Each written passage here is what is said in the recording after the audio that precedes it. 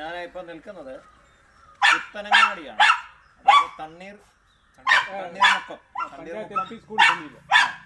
സ്കൂളിന് സമീപമാണ്. നമ്മളിവിടെ വരാൻ കാരണം എന്നാൽ ഇന്ന് റാന്നി RRT ഞങ്ങളുടെ ഒരു ഗ്രൂപ്പിൽ, സ്നേക്ക് റെസ്ക്യൂവിൻ്റെ ഗ്രൂപ്പിൽ ഈ ഒരു പരുന്ത് ശല്യത്തിൻ്റെ കാര്യം പറയുന്നുണ്ടായി. ഇവനെ എൻ്റെ നോട്ടത്തിൽ ആൾ പാവമാണ്. നമ്മൾ പ്രത്യേകിച്ച് കുരുക്കൊന്നും വെക്കേണ്ടി വന്നില്ല. അവനെ അവനെ ഒന്ന് ചെറിയ രീതിയിൽ ഒന്ന് ഇണക്കിയെടുത്തു. അവനവിടെ തന്നെ ഇരുന്ന് തന്നു. അതിങ്ങോട്ട് തരണം. പിന്നെ അവിടെ ഏറ്റവും വലിയ ആയുധമാണ് അവരുടെ കാല്, ചുണ്ട്. അപ്പോൾ ഷെഡ്യൂൾ 1-ൽപ്പെട്ടതാണ്.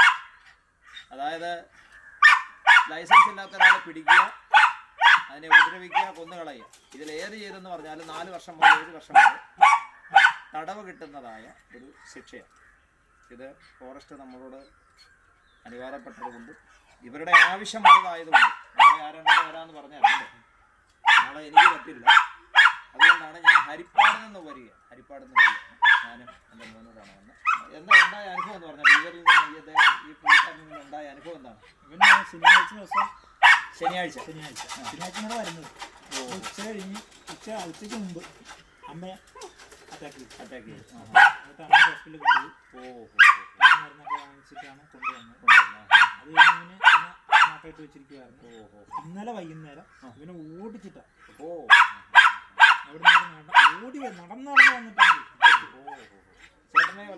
എന്നെ ഇതുവരെ അങ്ങനെ ചെയ്തിട്ടില്ല.